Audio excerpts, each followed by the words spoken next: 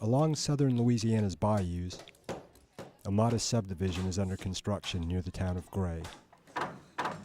Volunteers are building Habitat for Humanity homes for 35 families displaced by Hurricanes Katrina and Rita. To weary residents and determined volunteers, the neighborhood is a symbol. You know, we're just giving people a little hope, I guess. Me included, people that are working included. You know, it's a selfish act for most of us. For me, for sure. You come down here and you want to help, it makes you feel good. Most volunteers were motivated by images of people suffering in the government's slow response. Others said it was a higher calling. I'll tell you honestly what we pray for almost every day. Lord, you open the doors and we'll walk through. One night the thing came up on the email, this was happening down here, the door opened, we emailed back, at least a couple of days we got a thing that said you're selected. So here we are. Louisiana's Gulf Coast was battered by a 1-2 punch last year. Lafourche Parish, just west of New Orleans, was hammered by Katrina's winds. Further west, less than a month later, Rita's storm surge pushed water 20 miles up the bayous and canals in Terrebonne Parish's southern end. Officials from both parishes say they're still compiling damage assessments. But 4 months after Rita, boats are still sunken in Bayou Grand Caillou, or lying on its banks. Uprooted trees line the bayou and FEMA trailers sit in yards. So far, Habitat officials say $95 million in money, material, and services has rolled in since the days following Katrina. And about 32,000 people have volunteered for Operation Home Delivery. Sections of houses are being built around the country and in Canada and shipped to the home sites. Habitat says it will build 250 to 300 homes along the Gulf Coast, all with donated materials. Construction began here in January and should be completed by May. Homes are being built by Habitat and AmeriCorps volunteers and future residents of the subdivision. Chris Carrington's family will be the subdivision's first residents. He says he and his family rode out Katrina in their rented home in nearby Raceland because his car broke down.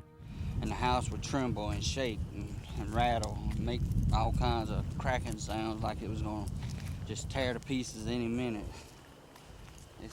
I'll never stay for another one.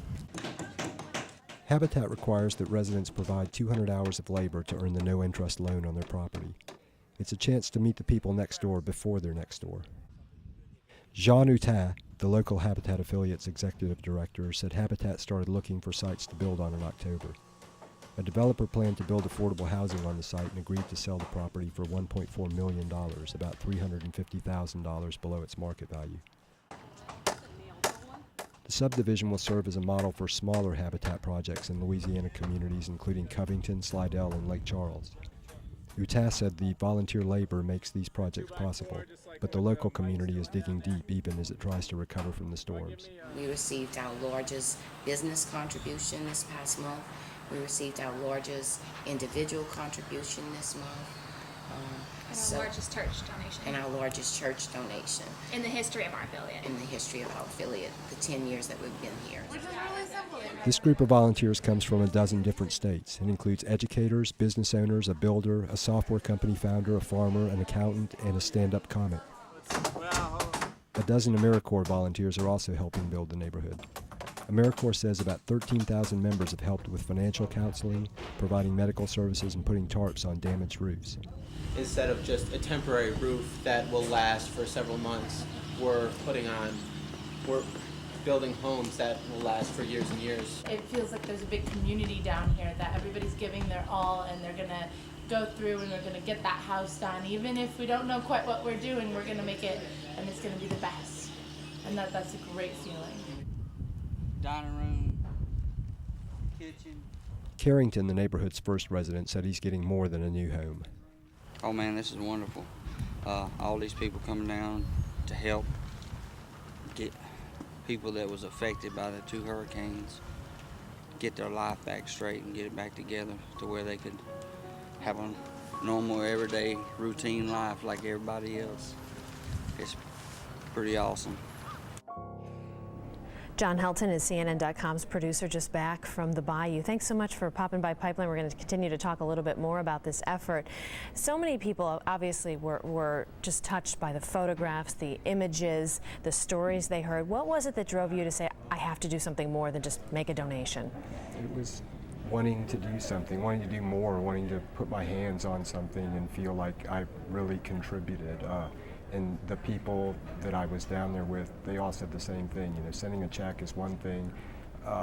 I think people were frustrated by the lack of action. You know, they were sending money, but they weren't seeing things getting done, and they wanted to contribute more than just sending a check to a PO box. And one guy that was down there with me said that he wanted to verify what he was hearing from the government and in the media.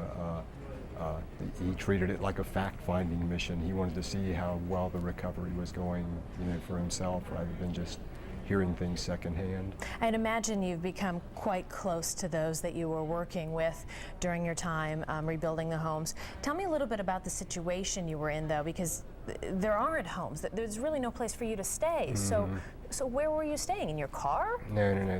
They put us up. They had a church contributed, like a missionary home.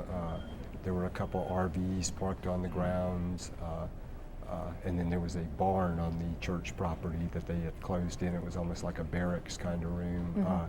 The first 3 houses that they complete on the site, they'll use for volunteers, for housing on the site. Between the Habitat volunteers and then there's a group of AmeriCorps volunteers. They get 1 house, and the Habitat volunteers will have 2 houses, so they'll be right there. And then when the project is completed, those will become residence homes. So there are homes available or accommodations available for anybody that wants to go down and volunteer? No, that's the problem. I mean, they'd send hundreds of people down there if they could, but there's only so many places to stay.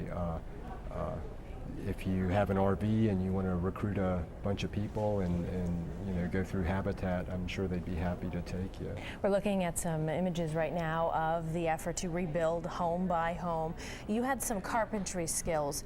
I certainly don't have any, and I'm sure there are a lot of people out there that say, well, I want to help, but I don't know what I could do. What type of skills are in need? Well, a lot of people, some people had skills, other people, the only skills they had were being able to carry things and hand things. I mean, and you know, they ask you when you apply for your skill level, but everybody made a contribution. You know, some people had carpentry skills by the time they left that they didn't bring with them.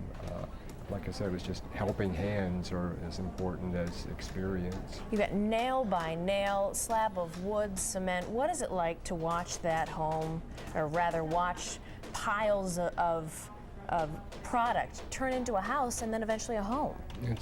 It was rewarding, fulfilling. I mean, you know, when we left there, we felt like we had done something. You had something to show for what you did.